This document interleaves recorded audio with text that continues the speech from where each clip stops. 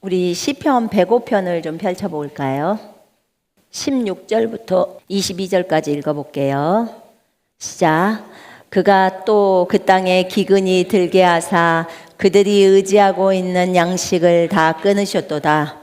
그가 한 사람을 앞서 보내셨으며 요셉이 종으로 팔렸도다.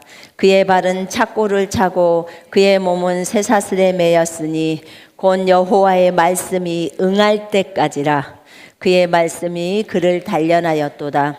왕이 사람을 보내어 그를 석방하며 무백성의 통치자가 그를 자유롭게 하였도다. 그를 그의 집의 주관자로 삼아 그의 모든 소유를 관리하게 하고 그의 뜻대로 모든 신하를 다스리며 그의 지혜로 장로들을 교훈하게 하였도다. 아멘. 자, 기도합니다. 하나님 감사합니다. 오늘 이 요셉의 이야기를 통해서 우리가 배우기를 원합니다.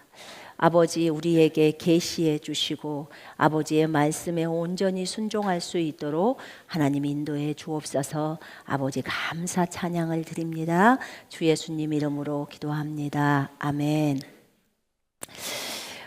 여러분, 여호와의 말씀이 요셉에게 응할 때까지 그의 말씀이 요셉을 단련하였도다. 이렇게 나와 있어요. 그러면 요거 한번 여기다 자기 이름 좀 넣어갖고 여호와의 말씀이 선미에게 응할 때까지, 여호와의 말씀이 여러분에게 응할 때까지 여호와의 말씀이 선미를 단련하였도다. 여호와의 말씀이 여러분을 단련하였도다. 이렇게 적용하면 쉽겠지요? 그러면 여호와의 말씀이 응할 때까지 여호와의 말씀은 우리를 단련해요? 안 단련해요? 단련해요. 기본적으로 우리를 단련하시는 거예요. 그러니까 우리가 단련을 받은 후에는 정금같이 되어 나오리라. 성경은 이렇게 나와 있죠. 정금처럼 여러분 순수한 금, 순금이죠. 우리 엄마 이름이 순금이었는데 그런데 순금, 순수한 금처럼 안에 혼합물이 한 개도 없는 그런 순금으로 우리가 단련되어 나오는 거 너무나 원하시죠? 원하세요? 안 원하세요? 저도 너무너무 원해요. 그러려면 주의 말씀이 우리를 단련해야 합니다. 그래서 우리 인생에 고난이나 역경이 있는 이유가 이것 때문이에요. 그러면 역경이나 고난이 감사해요? 안 감사해요? 감사해야죠. 기본적으로 감사해요. 그래서 범사에 감사하라고, 모든 일에 감사하라고 그렇게 성경이 표현하고 있습니다. 자, 오늘 우리가 인생을 요셉에 대해서 볼 겁니다. 저번 주에는 우리가 바울을 위로하라 그런 메시지를 했습니다. 그리고 이제 오늘은 요셉의 인생을 보라고 하셨어요. 근데 이 요셉의 인생을 볼 때 요셉은 창세기 37장부터 그의 인생이 이제 적어져 나옵니다. 그의 인생이 어릴 때는 아빠 야곱이 너무나 사랑했어요. 너무나 사랑해서 요셉만 채색 옷을 입혔죠. 지금으로 말하면 메이커 옷을 입혀줬다 그거예요. 다른 자녀들은 다 저기 이마트에서 샀거나 아니면 그냥 저 권선시장에서 산 그런 옷을 입혀주고 자기 아들 요셉만 명품 옷을 가서 사가지고 매장에서 사다가 입혀줬다 그 말이에요. 여러분이 그 요셉의 형들이어도 열받지 않겠습니까? 저는 여러분이나 요셉의 형들이나 저나 다 독특한 그것이 없이 비슷하다고 생각합니다. 근데 이제 그런 상황 속에서 이제 그 형들이, 요셉의 형들이 이제 이렇게 삶을 살아왔는데, 그런데 거기에다가 요셉은 또 꿈까지 꾸네. 그래서 꿈에 볕단이 11명의 형들의 볕단이 자기한테 그러니까 자기 동생도 있겠죠. 그 꿈을 꿔서 그럼 네가 뭐 왕이나 된다고? 뭐 이렇게 하잖아요. 그래서 이런 꿈을 꾸는 거예요. 그러니까 이제 너무 형들의 마음이 더 어려워지는 거예요. 그러네도 정말 요셉이 너무나 여기 전라도 말은 난 전라도 말은 아니꼴 싫어서라고 그러는데 여기는 뭐라고 말하는지 모르겠는데 뭐 에? 뭐 곤란해서 꼴사 나와서 어머 그게 표준말이래요? 난 몰라요. 그래서 어쨌든 너무 그게 보기가 싫어서 속상하죠. 근데 이제 그런데 꿈까지 꾸고 그러니까 그 꿈이 또 일반 꿈 같지는 않고 또 별 해와 달과 별들이 막 이렇게 절하고 막 이런 것들 나오면 정말 이건 보통 꿈이 아니거든요. 이건 임금이 된다는 꿈이고 왕이 되는 그런 꿈들이잖아요. 근데 이런 꿈을 꾸니까 아빠 야곱은 가슴에 새기지만 그래도 이것이 보통 일이 아니다 싶은 거고 형들은 정말 이제 속상해서 너무 속이 많이 상한 거죠. 그런 상황 속에서 또 형들의 잘못들을 아빠한테 고자질하고 그러면 진짜 형들은 정말 밉죠. 그 동생이. 우리도 보면 여기서도 보면 아이들이요 와서 막 고자질 하잖아요. 누가 이랬어요. 막 이렇게 고자질 하잖아. 그러면 그 무리에 있는 애들이 안 좋아해요. 그래서 애들이 중학교를 가면 남자애들은 입을 다문다면서요. 그 부류에 못 끼니까 그렇게 한다 하더라고요. 근데 어찌됐든 이런 요셉이었어요. 그럼 한번 생각을 해봐요. 아빠의 편애 속에 아빠가 너무나 그 아이를 사랑해서 다른 아이들은 요렇게 하고 그 아이만을 요렇게 했을 때 위해 주고 이랬을 때 형들의 입장은 참 어려웠을 것 같아요. 그래도 저는 요셉 편만 들었거든요. 그래도 아빠 말에 순종 잘하잖아. 가서 형들 잘 있나 도당 가서 찾아보라고 해서 다 찾아보려고 오고 얼마나 착해 뭐 이렇게만 이제 저도 생각을 했어요. 그런데 이 요셉이 이제 아버지 심부름으로 형들이 양떼를 치러 갔는데 연락이 없으니까 가서 형들이 잘 있나 찾아봐라 해서 혼자 갑니다. 가서 도단까지라는 그곳까지 가서 형들이 어디 있나 사람한테 물어서 형들이 잘 있는지를 확인하고 아빠한테 가야 되니까 그렇게 했는데 이제 형들이 요셉이 저쪽에 보니까 요셉이 오니까 이 꿈장이 요셉 그래 네 꿈이 어떻게 되나 보자. 우리가 너를 죽이면 네 꿈이 어떻게 되나 보자. 이렇게 하는 거예요. 그렇게 했는데 이제 유다가 그래도 우리 동생을 죽이면 되겠냐? 죽이지는 말고 구덩이에 넣자. 그러다가 구덩이에 넣고 그 큰아들 루벤은 얘를 돌려보낼 생각으로 애를 손대지 말라고 했는데 이 루벤이 없는 사이에 유다가 나서서 아이고 죽이는 것보다는 그냥 저 팔자. 이스마엘 저 상인들이 저기 있으니까 미디안 상인들이 있으니까 그를 팔자. 그래가지고 그들에게 팝니다. 요셉은 은 20개에 팔립니다. 예수님은 은 30개에 팔렸어요. 그것이 노예의 몸값입니다. 예수님은 노예의 몸값으로 몸값을 받고 팔린 거예요. 그래서 유다가 그렇게 제안을 했고 그렇게 팔았습니다. 그리고 그 사람들은 보디발이라는 이집트의 그 왕의 경호대장네 집에 그 요셉을 종으로 팝니다. 그래서 이제 요셉은 그곳에서 노예 생활을 합니다. 그곳에서 노예 생활을 하다가 잘 진행을 했어요. 하다가 어느 순간인가 시간이 좀 흘렀어요. 우리 성경에서는 그 얘기가 안 나오는데 바로 가서 보디발 눈에 든 게 아니에요. 한참 지나서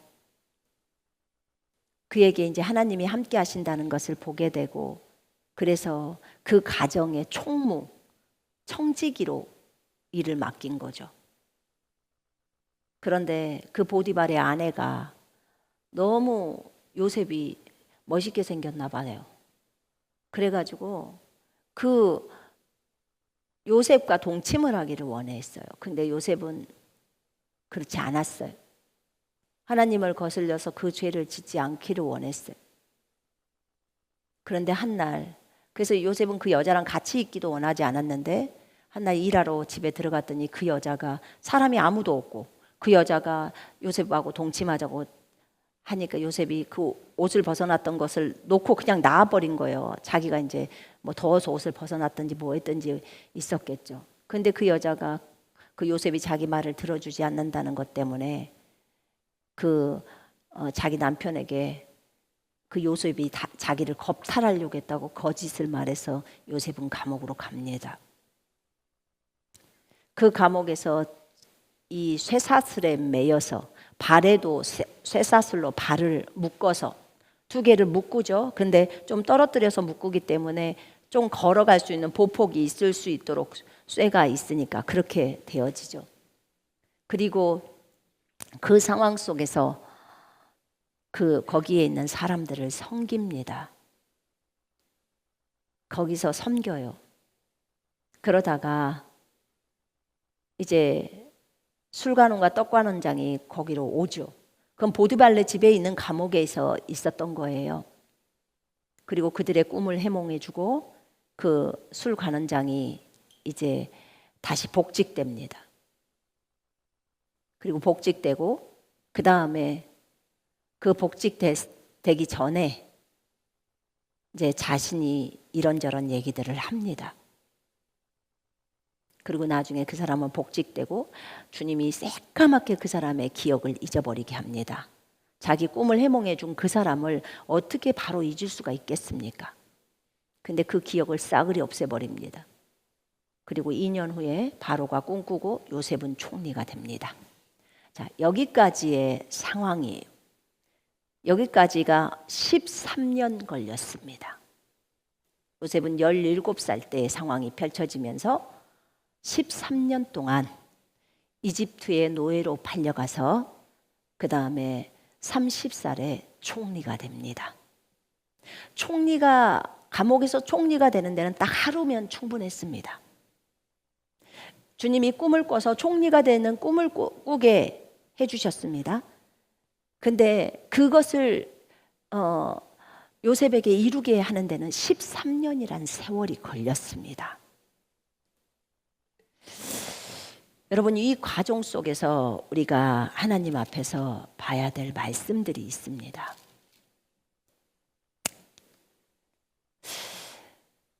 한번 생각해 봤어요. 형이 요셉을 팔았어요. 마귀가 형들을 선동해서 요셉을 팔게 했어요. 인신매매를 시킨 거죠.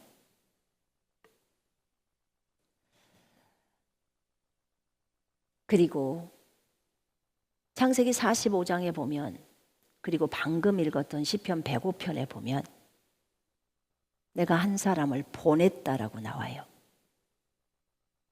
주님이 요셉을 이집트로 보냈다고 해요.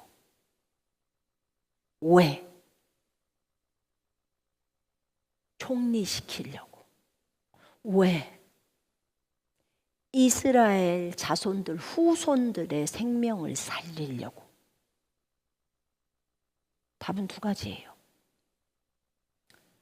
근데 문제는 요셉이 이 사실을 모르고 있다는 거예요.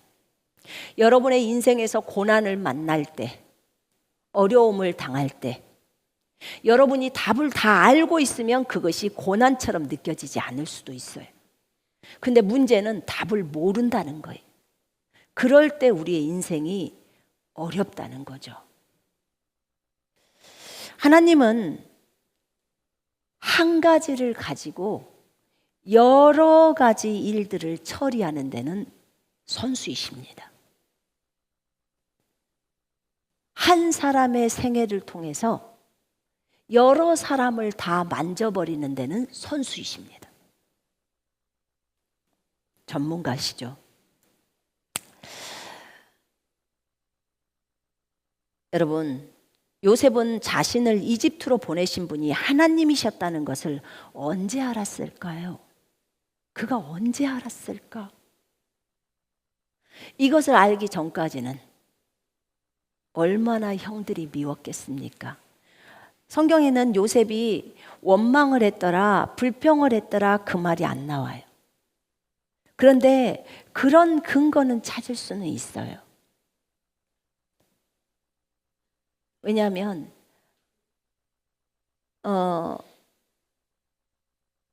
그가 30살이 되기 전에 28년 정도 됐을 때 29년, 30년, 2년 바로가 그 꿈을 꾸기 2년 정도의 그 사이가 있어요. 공백이. 그러니까 술관원장이 다시 그 직위가 복직되어서 왕을 섬기는 걸로 가고 나서 2년의 공간이 있고 2년 후에 바로가 꿈을 꿉니다. 이 2년 안에 그때 요셉은 하나님이 자기를 이집트로 보냈다는 것을 그때 깨닫습니다. 술관원장이 꿈을 꿨을 때 요셉이 이런 말을 합니다. 당신이 잘 되시거든 나를 생각하고 내게 은혜를 베풀어서 내 사정을 바로 왕에게 아뢰어서 이 집에서 나를 건져주소서, 이 감옥에서 나를 건져주소서. 나는 히브리 땅에서 끌려온 자요 여기서도 옥에 갇힌 일은 행하지 아니하였나이다. 자기의 억울함을 호소합니다. 억울함을 호소해요. 과거에 제가 억울함이라는 설교를 했어요.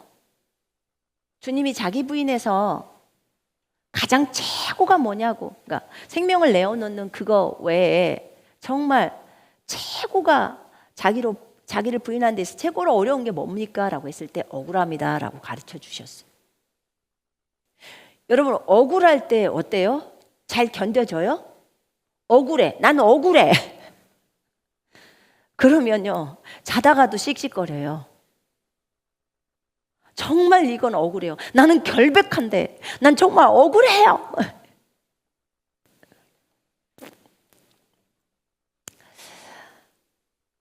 그것을 내리기가 어렵다는 것을 주님이 잘 알고 있어요.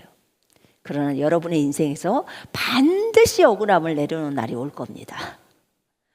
와야 돼요. 그건 하나님이 우리를 아름답게 빚으시는 거예요. 억울함으로 따지자면 예수님처럼 억울한 분이 어디 있겠습니까? 그렇잖아요. 그분은 정말 더 억울하죠. 그런데 그분은 다른 말씀을 안 하셨습니다.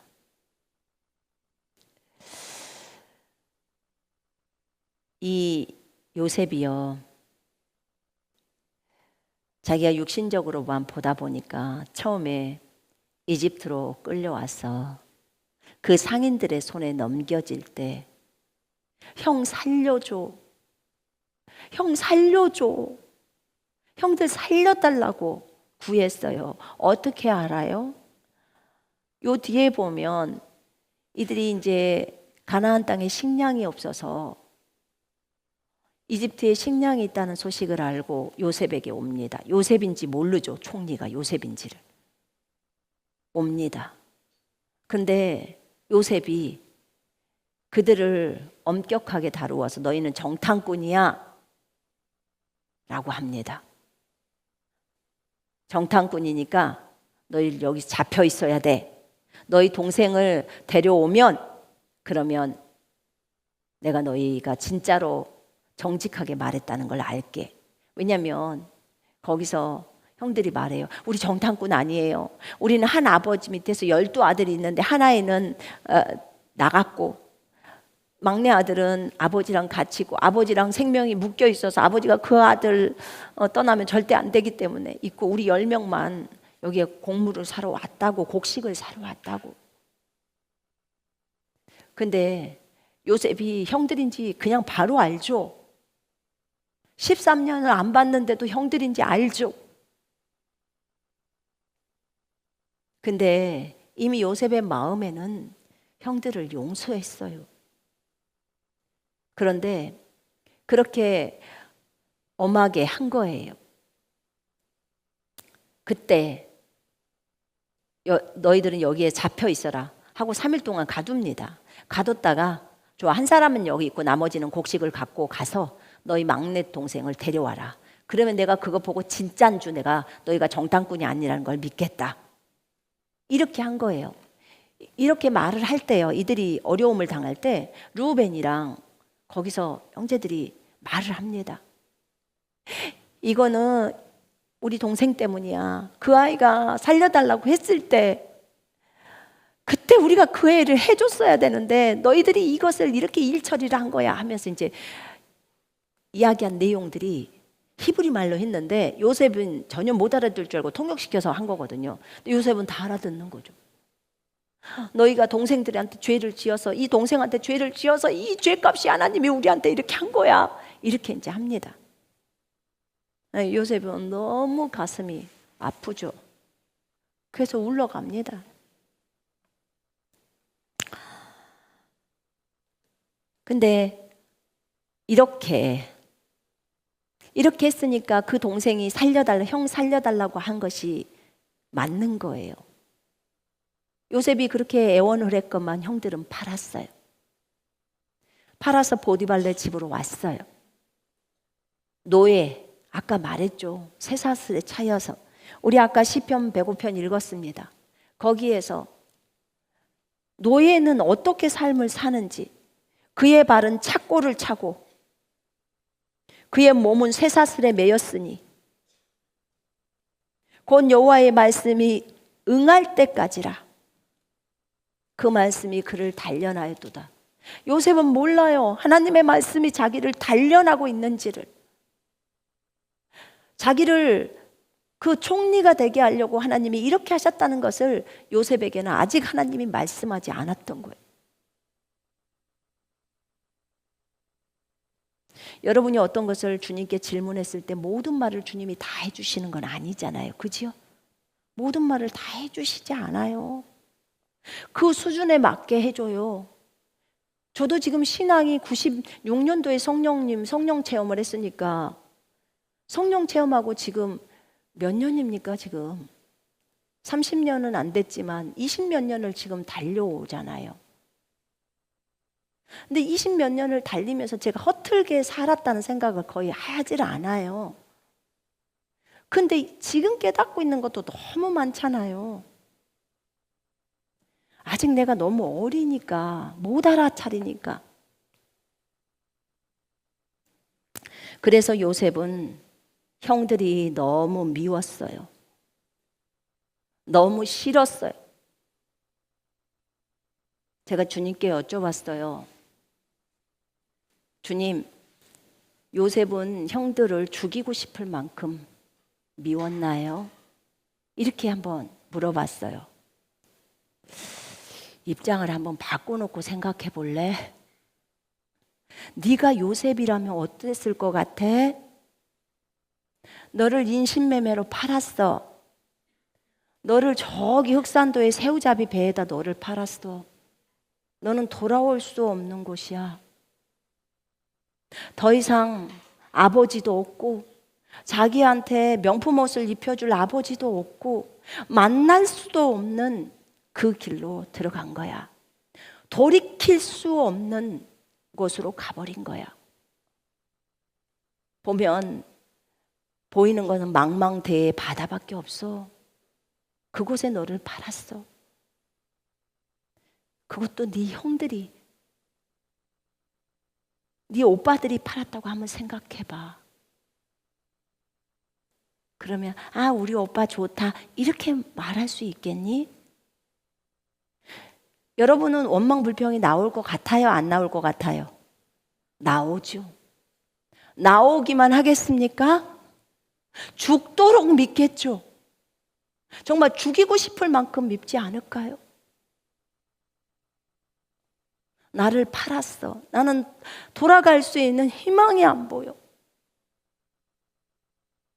이집트의 노예들 봐보세요. 속옷 차림에 가서 하루 종일 땅 파는 노예들이. 그게 노예예요. 은 20개에 팔렸어요.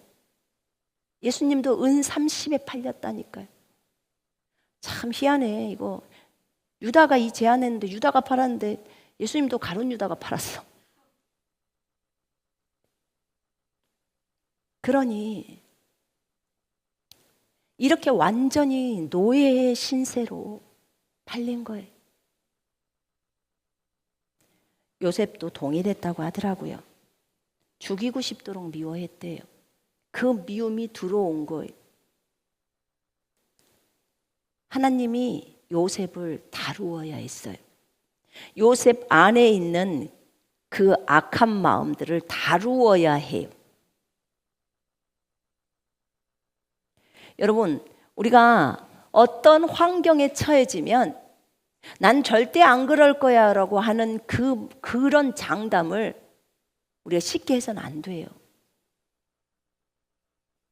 그 환경이 되었을 때 이미 많이 자기 부인을 통해서 자기가 완전히 주님을 너무 사랑하면서 버려진 사람은 그 행동을 그런 환경이 와도 안 해요.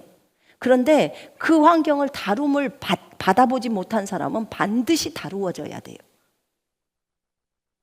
그러면 그 환경이 만들어지겠죠. 그죠? 만들어지는데 단순히 여기서 요셉의 잘못이 아니에요. 형들이 요셉을 미워서 팔았고 마귀가 선동해서 했고, 그런데 주님의 관점에서는 내가 이스라엘의 생명을 살리려고 요셉을 미리 이집트로 파송 보냈다라고 합니다. 우린 여기서 오늘 세 번째 관점을 주목해서 볼 거예요. 그럼 여러분의 인생 속에서 고난이 이해가 돼요. 그러면 원망이나 불평함, 그것이 없어져요. 없어져야 이제 그 고난 속에서 빨리 나올 수가 있어요.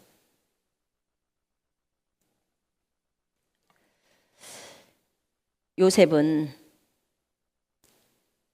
이런 시기가 있었어요.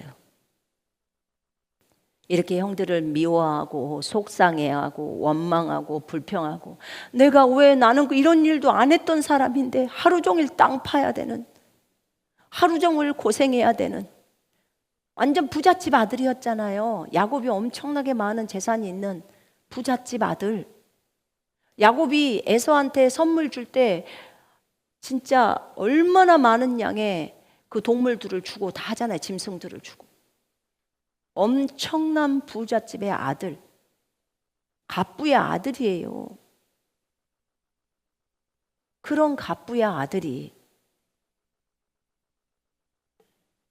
이렇게 노예로 팔린다고 한번 생각을 해봐요. 그러면 정말 이것은 심각하잖아요. 본인이 생각할 때도. 그런데 이 요셉이 그곳에서 주님은 주님의 계획에 따라 요셉을 배우게 하는 시기를 만듭니다.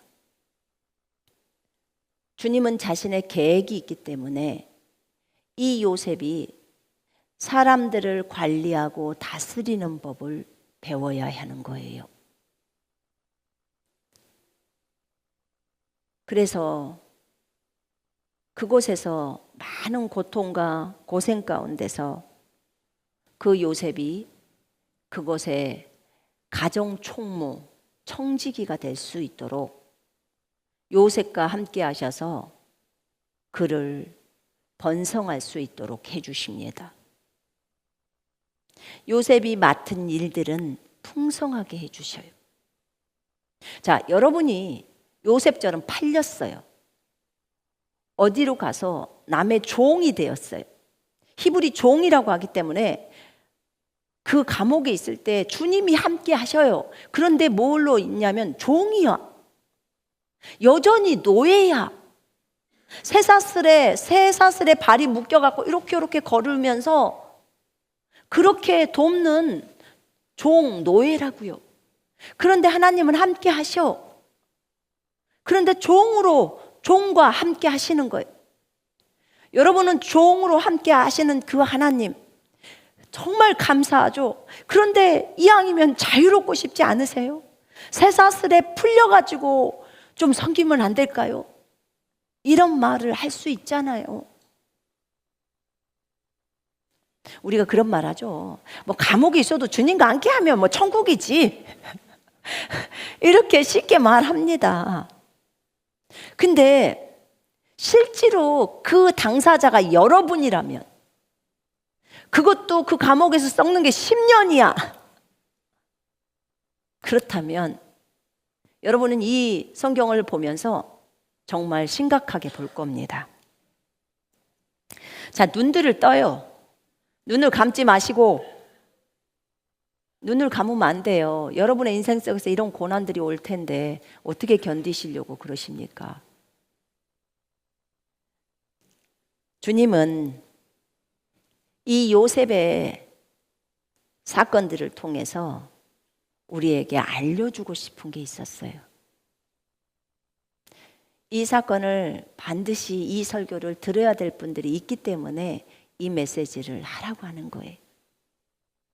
너무나 어려운 가운데 있는 분들이 계신가 봐요. 방송과 함께하는 분들 가운데도 계실지 모르겠고요. 요셉은 감옥에 있은 지가 얼만큼인지 정확하게는 모르겠지만 감옥에서 나오기 2년 전에도 제발 나를 이 감옥에서 좀 빼주세요. 나는 이곳에 올 수 있는, 이곳에 와야 될 사람이 아니에요. 나는 이브리 땅에서 끌려온 사람이에요. 나는 옥에 갇힐 일을 하지 않았어요. 이게 감옥에서 나오기 전에 요셉의 상태예요. 그럼 그때까지도 원망이나 불평함이 있었다는 거예요. 하나님이 함께 하셨어요. 하나님의 계획과 요셉의 계획은 달랐던 거예요. 달라요. 요셉의 모난 부분을 처리하기 위해서 많은 시간이 걸렸습니다.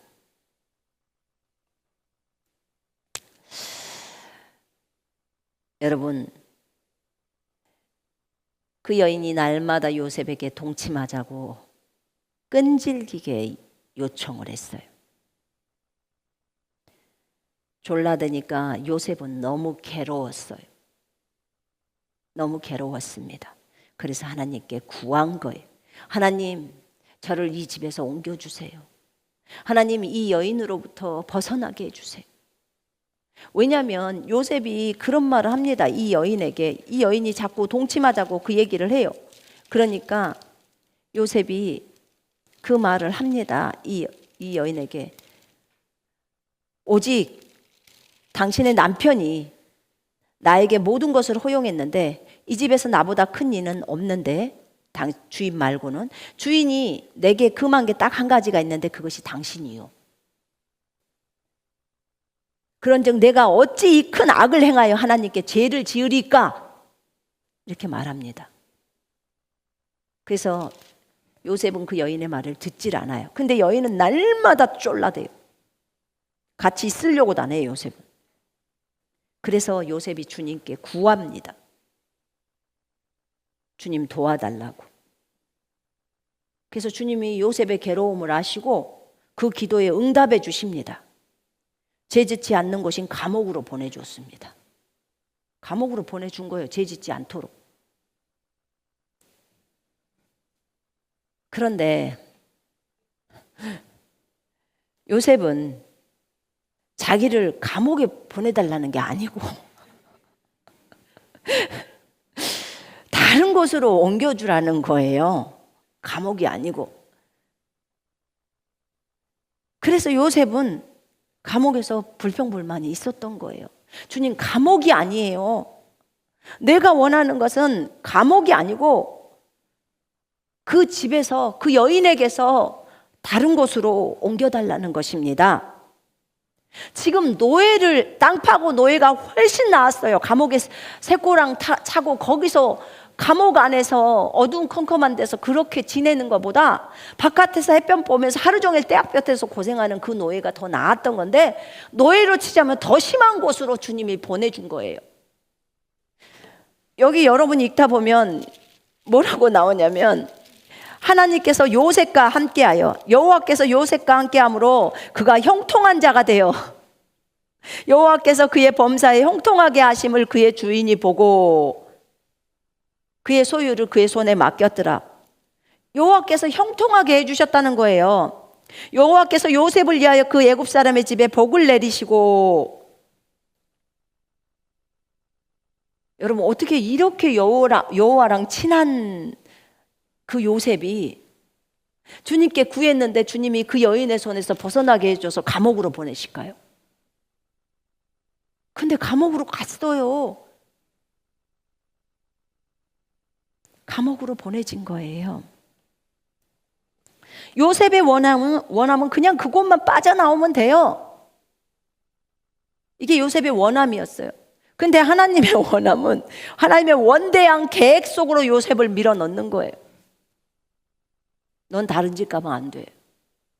내가 보디발의 그 집으로 보낸 것은 거기가 왕의 경호대장이었기 때문에 왕하고 접촉이 될 수 있도록 하기 위해서, 왜냐하면 결국 왕의 신하가 되어야 하잖아요. 그죠?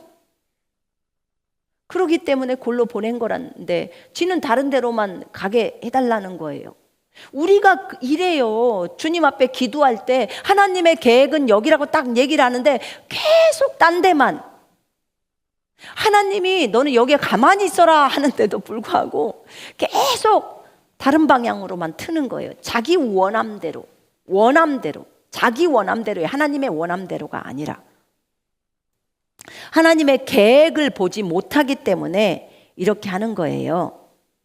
주님은 그 감옥에서 요셉을 내보낼 생각이 없으셔요. 주님은 그 감옥에서 바로 저기 왕궁으로 보내기를 원해요. 다 계획이 있어요. 그분이 꿈을 줘가지고 요셉을 저 왕궁에 보내는 게 무엇이 그렇게 어렵겠어요. 꿈 하나 만들어서 바로에게 주고 가서 요셉 너 들어가서 해몽해 하고 해몽을 하면, 그러면 결국은 어떻게 되죠? 걔가 총리가 되잖아요. 그리고 기근 오면 되고 풍년 오면 되고, 그분이 다 만드시는데, 역사를 주관하시는데. 문제는 요셉이 그것이 하나님의 뜻이 뭔지를 몰라서 헤매는 거예요. 우리 인생이 그래요. 여러분의 인생이 그래요. 나는 하나님의 뜻을 몰라요. 그래서 하나님께 머물러 있어야 하는 거예요. 그분의 뜻을 알아야 하는 거예요. 그래야 여러분이 뺑뺑이를 안 돌아요. 안 그러면 정말 많이 뺑뺑이 돕니다. 정말 비참해요. 너무 뺑뺑이 많이 돌면.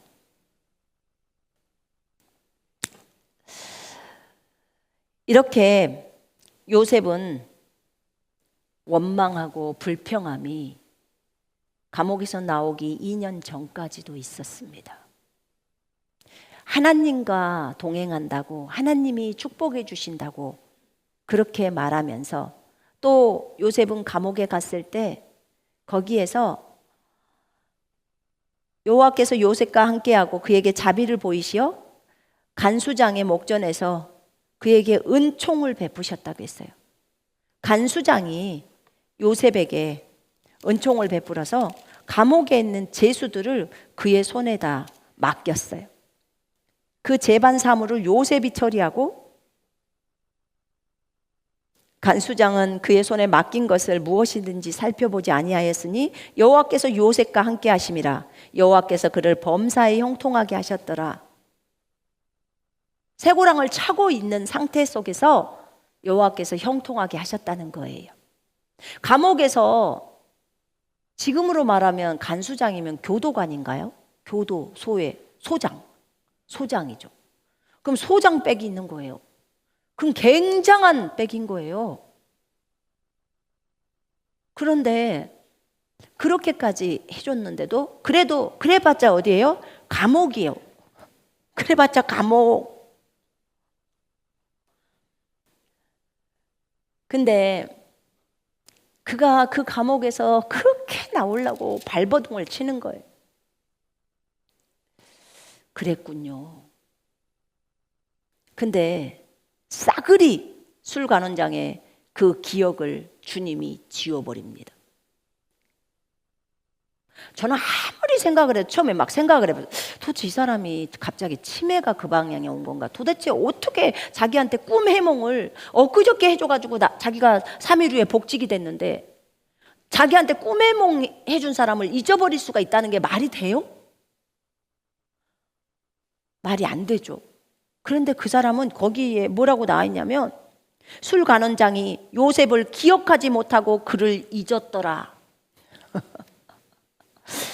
이건 하나님이 그 기억을 쏙 빼버렸던지 뭔가가 뇌에 문제를 일어나게 한 거예요.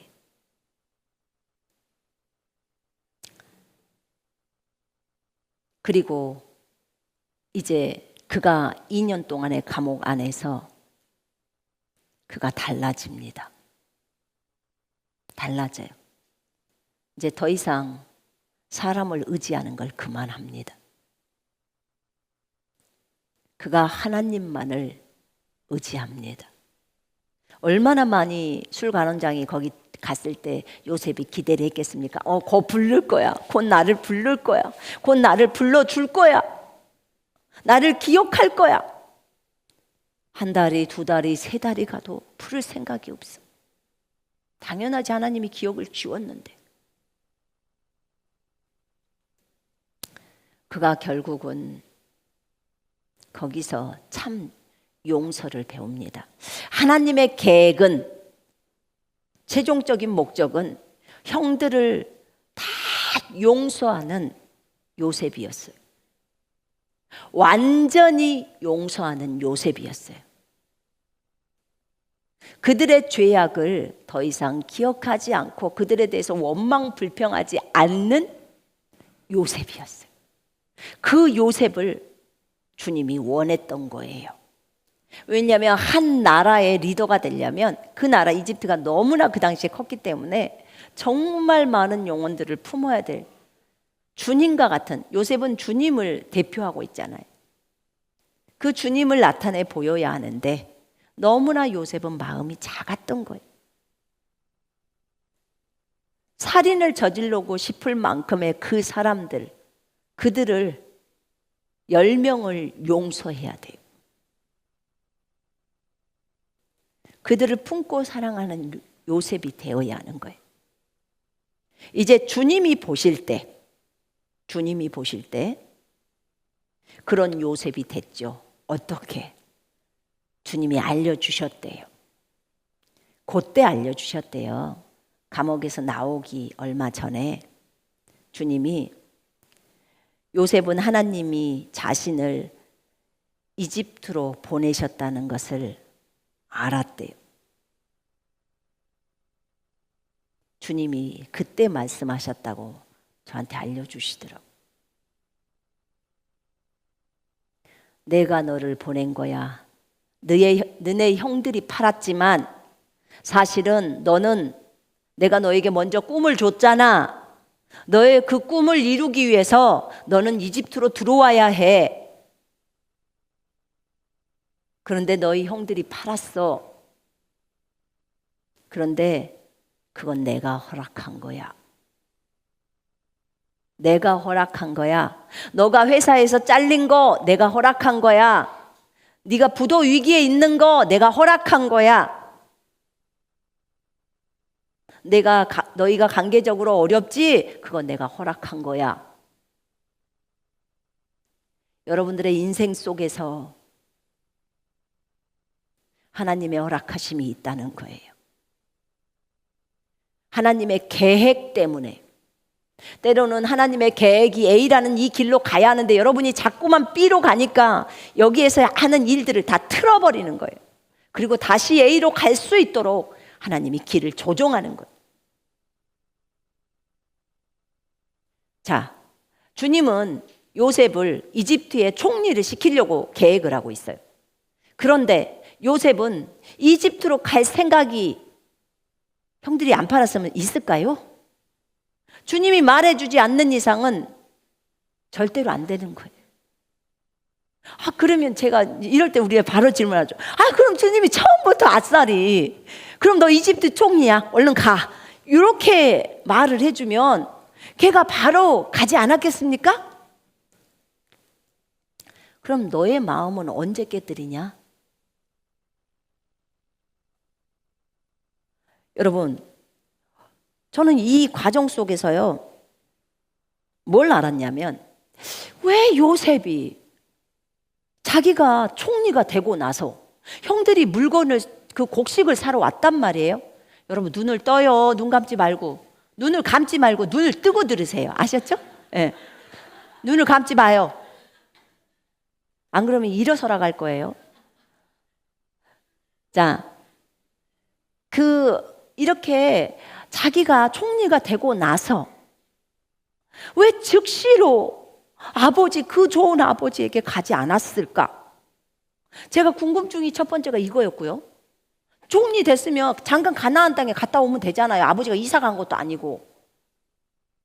갔다 오면 됐잖아요. 근데 총리 되고 나서 9년 동안 안 갔어요. 9년 만에 형들을 만난 거거든요. 풍년 7년 지나고 흉년 2년째 만났으니까. 총리 되고 9년이 돼서 만났단 말이에요. 왜 그랬을까? 주님이 물어보니까 주님이 가지 못하게 그렇게 말을 했대요. 왜 그랬을까? 그 다음에 또 곡식을 사러 왔으면 어머, 형님들이시군요. 너무너무 반가워요. 그리고 곡식을 막 줘서 얼른 아버지랑 모시고 다 오세요, 막 이렇게 했으면 좋았을 텐데, 뭐하러 그들을 정탐꾼이라고 말하면서 은잔을 그 쌀 속에 숨기고, 그 곡식 속에 숨기고 가서 동생을 데려와라 이래갖고 야곱의 마음을 너무 아프게 하고, 시므온은 거기서 잡혀있고. 왜 이런 어려운 일을 요셉이 벌렸을까? 뭐 때문에 그랬을까? 이게 저의 궁금증이었어요. 그냥 용서를 했으면 그냥 그걸로 끝나지. 뭐 때문에 이랬을까라고 했을 때 이것도 다 주님의 계획이었더라고요. 왜 그러셨는데요, 주님? 그랬더니 야곱과 그 다음에 형들과 그 다음에 요셉을 만진 거래요. 이게 그들의 마음을 어떻게 만지셨어요? 그게 궁금해요. 왜 그런 일들이 있어야 하는지가 궁금해요. 자, 들어보세요. 요셉이 형들이 많이 바뀌어 있다는 것을 요셉은 몰랐어요. 그죠? 요셉은 이제 마음 안에서 형들을 용서했어요. 그래서 하나님이 용서했기 때문에 꿈을 주고 총리를 시켰다고 하셨어요. 여러분 마음에서 누군가를 용서 못하는 것이 있으면 절대로 여러분 총리 못 돼요. 하나님이 여러분을 향한 부르심이 완성시키지가 못해요. 용서 못하면 절대로 못한다고요. 아셨죠? 용서는 무조건 한다. 아멘. 무조건이에요. 여러분 자신을 위해서도 용서해야 돼요. 무조건.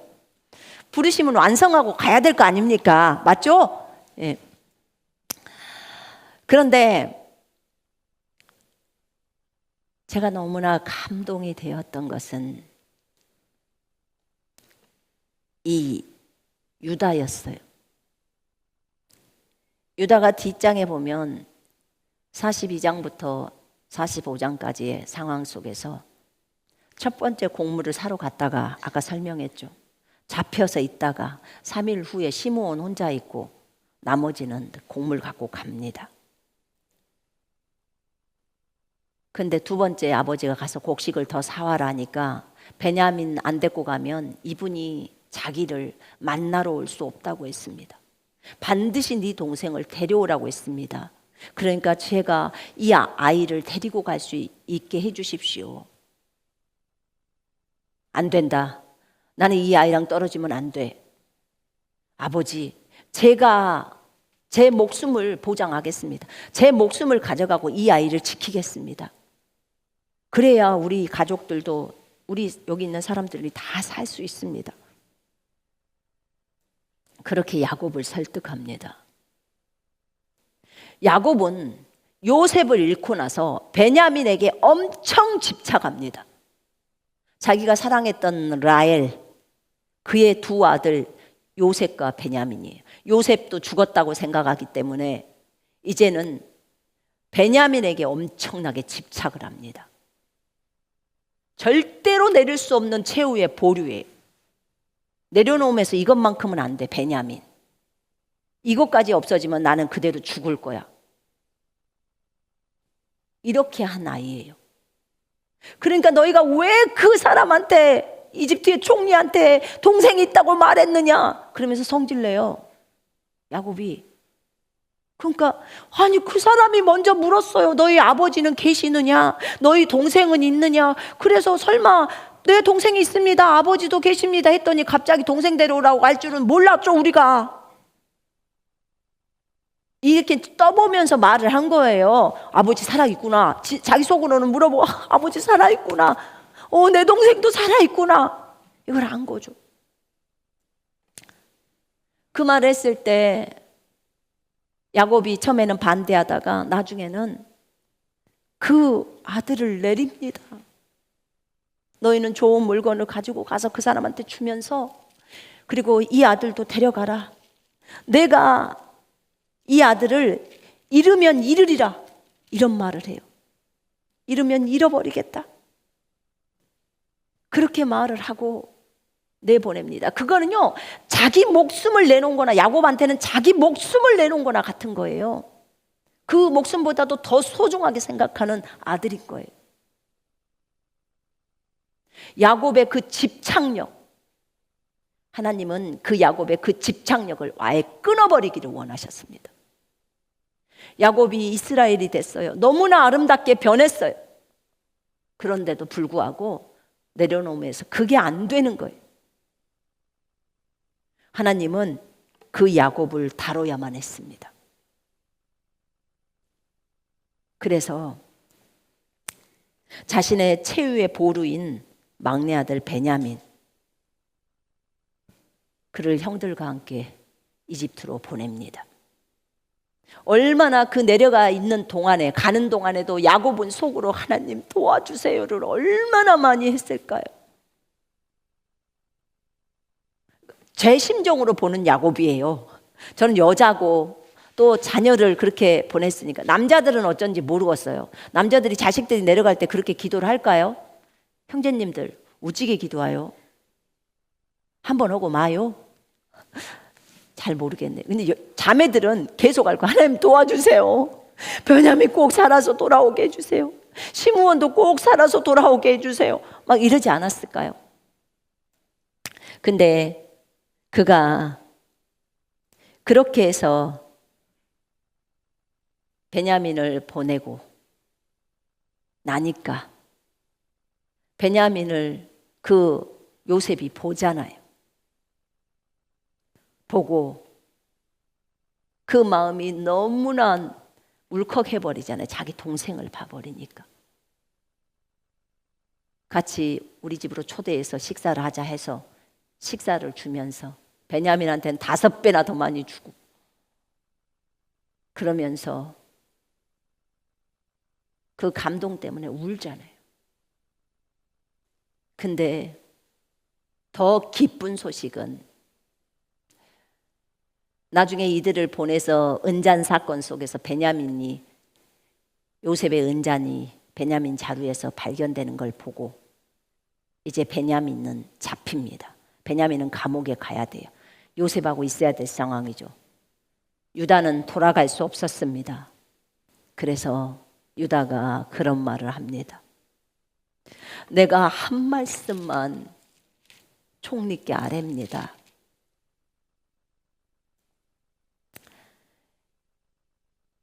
이 아이는 그의 아버지를 떠나면 그의 아버지는 죽습니다.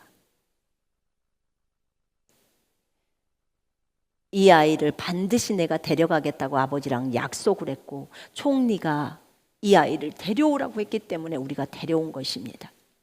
이제 내가 이 아이를 대신해서 여기에 머물러 있어서 총리의 종이 되겠습니다. 노예가 되겠습니다.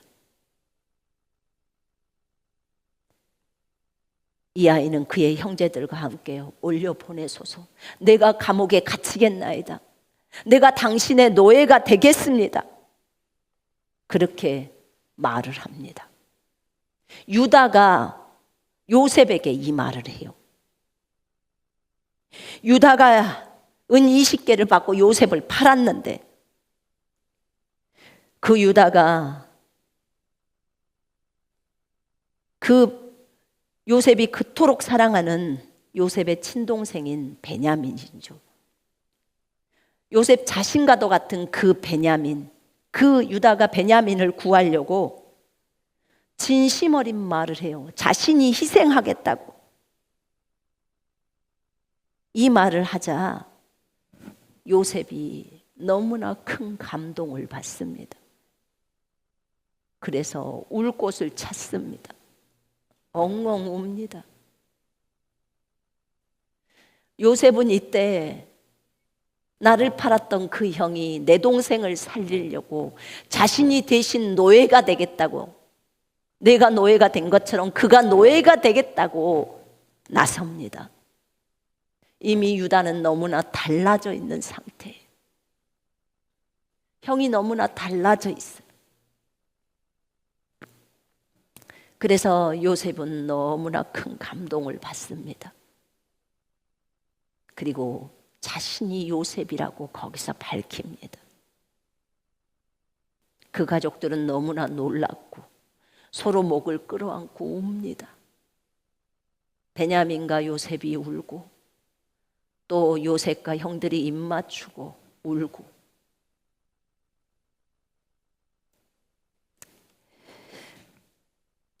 보십시오. 유다의 시험이 끝납니다. 유다가 얼마나 동생을 팔았던 것 때문에 마음이 아팠겠습니까? 시간이 지나면서 왜 몰랐겠습니까? 그도 자식이 있는데. 그리고 그의 동생인 베냐민을 살리려고 자기 생명을 내어놓는 것입니다. 노예로 팔았기 때문에 본인이 노예가 되는 거예요. 여기서 유다는 형제 사랑을 이루는 것입니다. 형제 사랑. 유다도 이제는 마음이 편해지겠죠.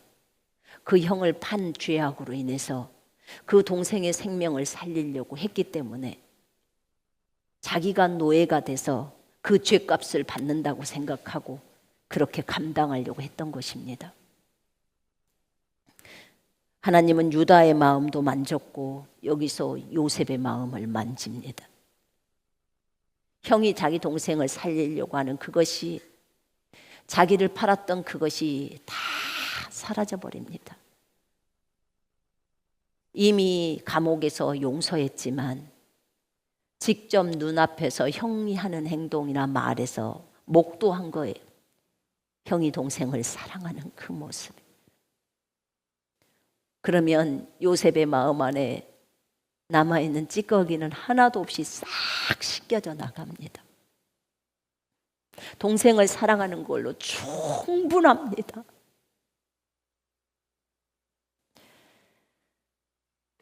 그렇다면 야곱은 어떻습니까? 야곱은 하나님 앞에서 이 문제들을 해결해야 했는데 그 집착했던 베냐민을 내려버림으로 이제 요셉이 자신의 신분을 밝혔잖아요. 베냐민을 내려보내니까, 야곱에게서 떼내서 요셉에게로 내려보내니까 요셉이 자기의 신분을 말합니다. 그리고 베냐민은 다시 아빠에게 올 수 있고 시므온도 올 수 있고 그리고 요셉까지 딸려옵니다. 이게 하나님의 계획이었어요. 하나님은 야곱도 만져야 하고 유다도 형제들도 만져야 하고 또 요셉도 만져야 했습니다. 그래서 그런 일들을 벌였던 것입니다.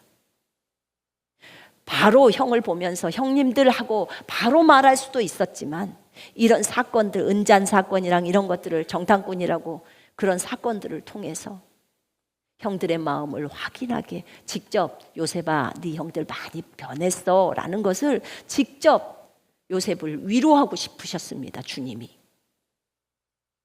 그래서 그 형의 내용을 들을 때 요셉이 자기 동생을 사랑하는 그 형들을 보면서 마음이 다 풀렸어요.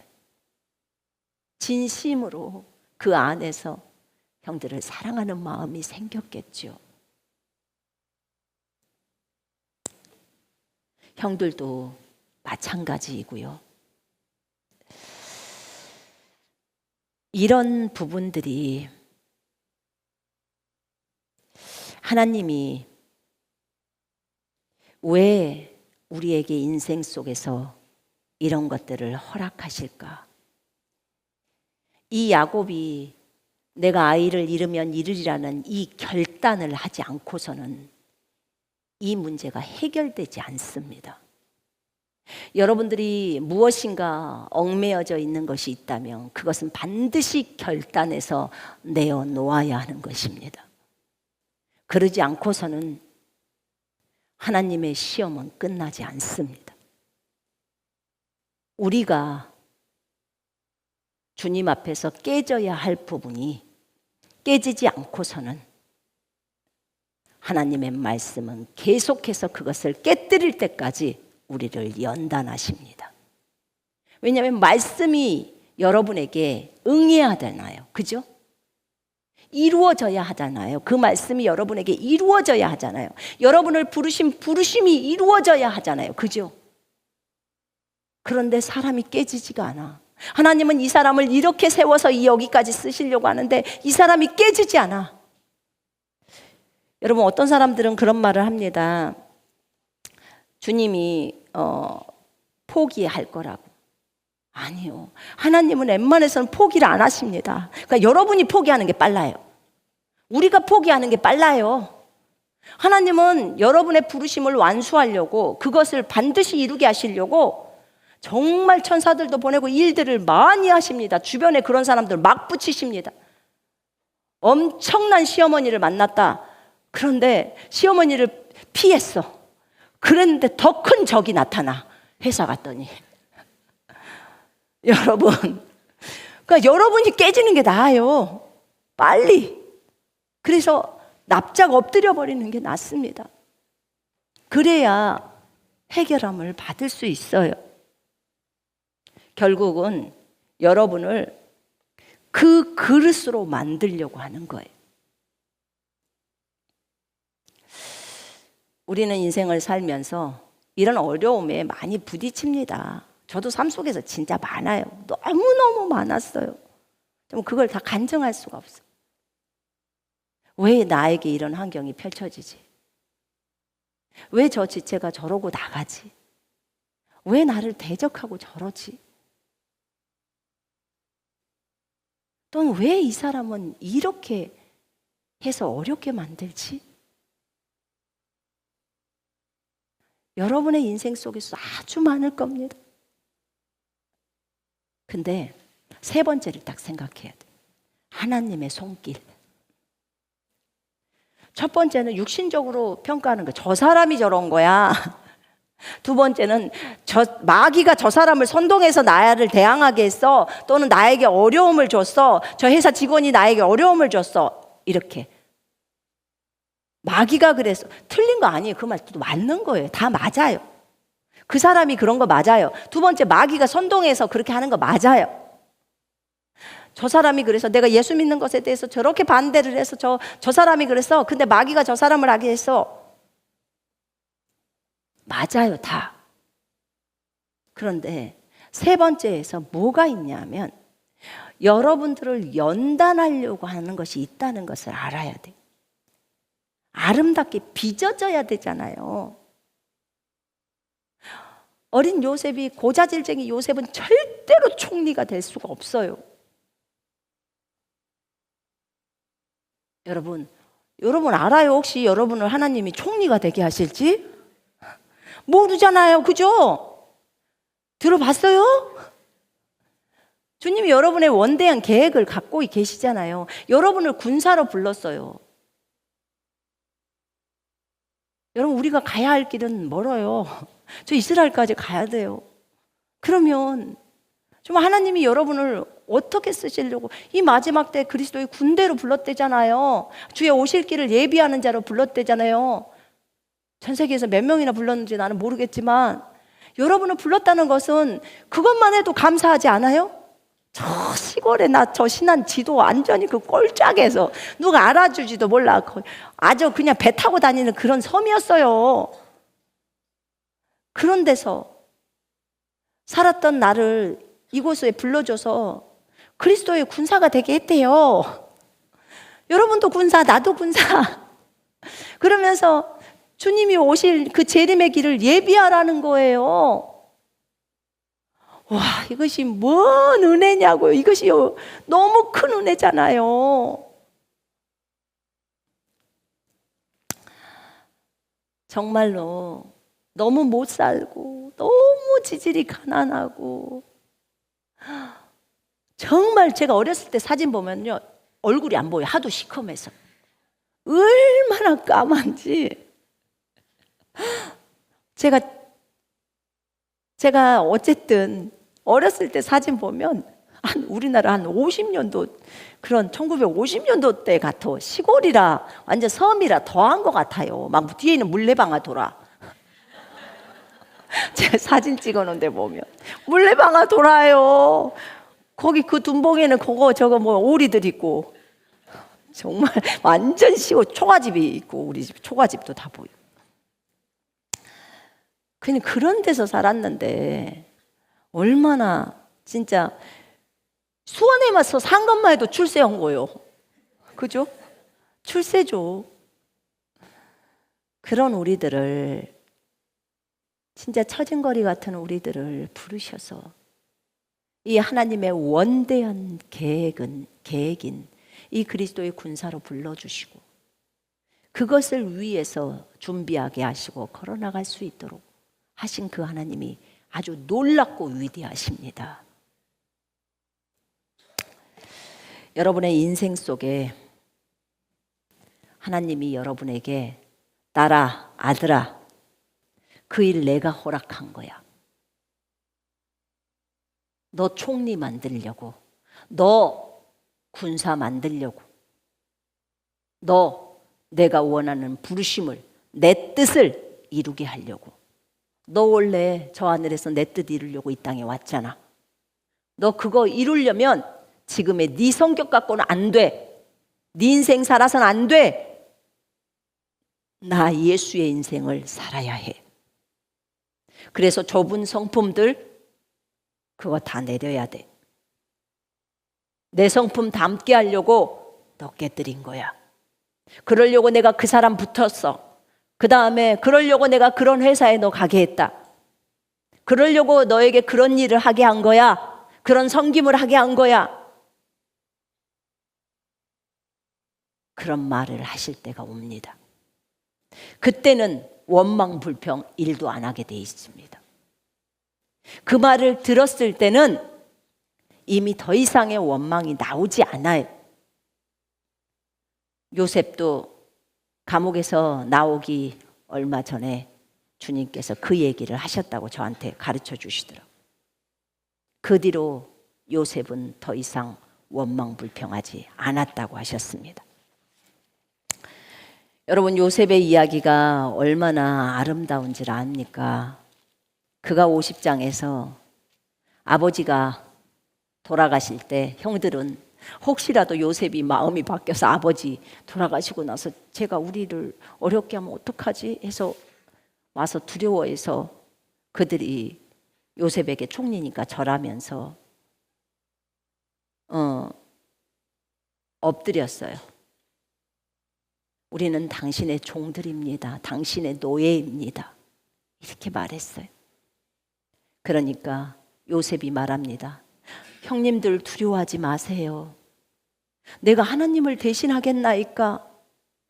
형님들이 나를 해하려고 했지만 하나님은 그것을 선으로 바꾸어서 오늘과 같이 많은 백성의 생명을 구원하게 하셨습니다. 두려워하지 마소서. 내가 당신들과 당신의 자녀들을 기르겠습니다. 그들을 간곡한 말로 위로하더라. 요셉이요, 형들을요, 간곡한 말로 위로했다는 거예요. 요셉의 마음은 이미 바뀌어 있는 상태예요. 그 형들을 위로해요. 형이 요셉을 위로해야 되는데 거꾸로죠. 이게 마음이 큰 사람의 상황이에요. 마음이 커졌어요. 이 애굽 땅에 와가지고 고생을 진짜 쎄 빠지게 한 거예요. 고생을 너무 많이 하면서 정말 마음이 점점 커지면서 원망 불평하면 없어지면서 점점 사그라들죠. 그러면서 요셉이 형들을 만났을 때 그런 말을 하잖아요. 당신들이 나를 이곳에 팔았다고 해서 근심하지 마소서, 한탄하지 마소서. 하나님이 생명을 구원하시려고 나를 당신들보다 먼저 보내셨나이다. 하나님이 큰 구원으로 당신들의 생명을 보존하고 당신들의 후손을 세상에 두시려고 나를 당신들보다 먼저 보내셨나니, 그런즉 나를 이리로 보내신 분은 당신들이 아니고 하나님이시라. 하나님이 나를 바로에게 아버지로 삼으시고 그 온 집의 주로 삼으시며 애굽 온 땅의 통치자로 삼으셨나이다. 아멘. 이게 성경적입니다. 이게 성경적으로 보는 관점이에요. 여러분, 우리가 이 요셉이 하는 말을, 요셉은 이제 성경적인 생각이 딱 찼어요. 하나님이 그렇게 말해줬어요. 너 형이 판 게 아니고 내가 너를 보낸 거야. 그 관점을 봐야 해 라고 했던 거예요. 왜냐하면 결과가 그걸 말해주고 있기 때문에. 여러분, 그가 한 사람을 보내셨으니 요셉이 종으로 팔렸도다. 그가, 여호와가 한 사람을 보내셨으니 요셉이에요. 요셉이 종으로 팔렸도다. 그의 발은 착고를 차고 그의 몸은 쇠사슬에 매였으나 곧 여호와의 말씀이 이루어질 때까지 그의 말씀이 그를 단련하였도다. 왕이 말씀이 단련했어요. 어디서? 감옥에서. 그 말씀이 그를 단련하였도다. 이제 말씀이 응하는 거죠. 왕이 사람을 보내어 그를 석방하며, 말씀이 단련하고 끝이 나니까 어떻게 해요? 이제 왕이 석방합니다. 하나님은 자신의 말씀이 응할 때까지, 이루어질 때까지 우리를 단련하십니다. 요셉을 단련하듯이 우리를 단련합니다. 왕이 사람을 보내어 그를 석방하며 무백성의 통치자가 그를 자유하게 하였도다. 그를, 요셉을 그의 집에, 왕의 집에 이집트의 주관자로 삼으시고 주로 삼으셨다는 거예요. 와, 그의 모든 소유를 관리하게 하고 이집트를 관리하게 하는 거예요. 그의 뜻대로, 요셉의 뜻대로 모든 신하를 다스리며 요셉의 지혜로, 그의 지혜로 장로들을 교훈하게 하였도다. 지혜를 가르치게 했다는 거예요. 요셉이 장로들에게 지혜를 가르쳤다는 거예요. 이렇게 요셉을 높여버립니다. 왜요? 이미 요셉은 그 왕 앞에 딱 갔을 때는 이미 다 형들을 용서하고 다 통과가 된 상태에서 간 거예요. 그때 요셉이 그런 말을 해요. 그 왕에게 가서 네가 꿈을 잘 해몽한다며? 그러면서 너는 꿈을 잘 푼다고 내가 들었다. 그러니까 요셉이 바로에게 말합니다. 내가 아니라 하나님께서 바로에게 편안한 대답을 하시리이다. 내가 아니라, 자기 자랑 안 합니다. 내가 아니라는 거예요. 꿈을 해석하시는 분이 하나님이시라고 하나님이 바로에게 대답을 주실 것입니다. 아유, 전도 잘했네요. 내가 아닙니다. 하나님이 하셨습니다. 이해되십니까? 여러분이 아니에요. 주님이 하신다는 거예요.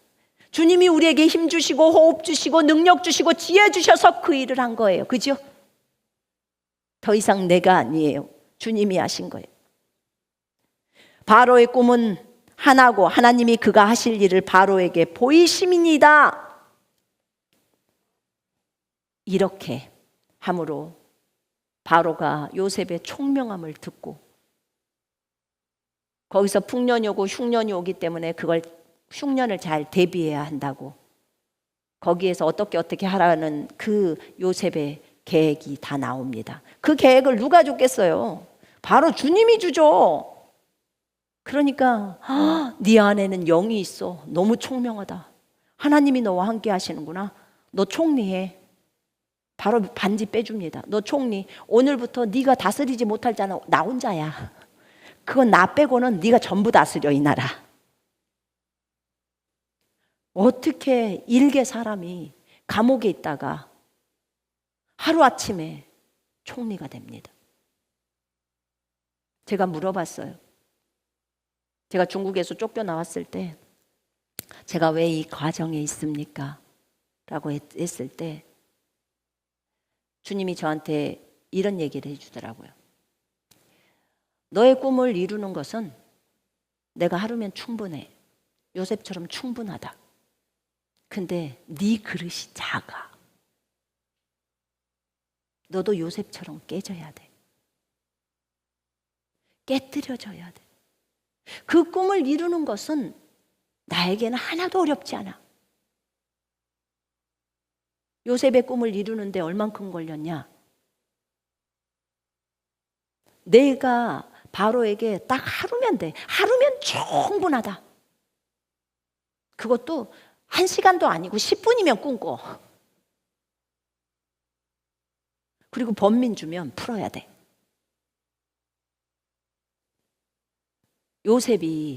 요셉을 총리로 세우는 것이 주님의 계획이었어요. 왜냐하면 흉년이 오기 때문에. 그 백성들을 살려야 되잖아요. 이스라엘 자손을 살려야 되잖아요. 그 후손들이 결국 가나안 땅을 받아야 되니까 그게 하나님의 계획이니까. 그런데 그러려면 요셉의 마음이 커져야 된다. 저한테도 그 얘기를 하시더라고요. 너의 부르심을 이루는 데에 있어서 나는 하루면 충분해. 근데 문제는 그것을 줬을 때 네가 할 수 있지를 못해. 지금 상태로 너무 작아 그릇이. 그래서 너를 깨뜨려야만 돼. 그래서 추방돼서 나온 거야. 오, 하나님 감사해요. 알려줘서 감사하잖아요. 이것만 알려줘도 어디예요? 우리가 깨져야 하는 거. 여러분 깨지십시다. 하나님이, 아니 왜 우리는 주님이 거기 가라게 갖고 거기서 걸렸냐고요. 처음에 몰라가지고 그랬는데, 그 목사가 그 경찰한테 신고했잖아요. 스파이잖아요. 근데 그 목사가 우리가 복음 전하고 거기서 설교하고 했으니까 그걸 신고한 것은 마귀가 하는 거죠. 근데 세 번째 주님이 그거 내가 안배한 환경이야. 똑같아요, 여러분. 요 세 번째를 보십시다. 아멘. 그리고 속 안에 있는 원망, 불평 다 던져버리십시다. 아멘. 그리고 감사하십시다. 감사. 오늘 오전 시간에도 감사 찬양 많이 했네요. 장미꽃도 감사, 장미꽃 가시도 감사. 아멘. 호흡하는 것도 감사. 이것을 우리가 생각하시면서 이 시간에 하나님 앞에 기도 좀 하십시다.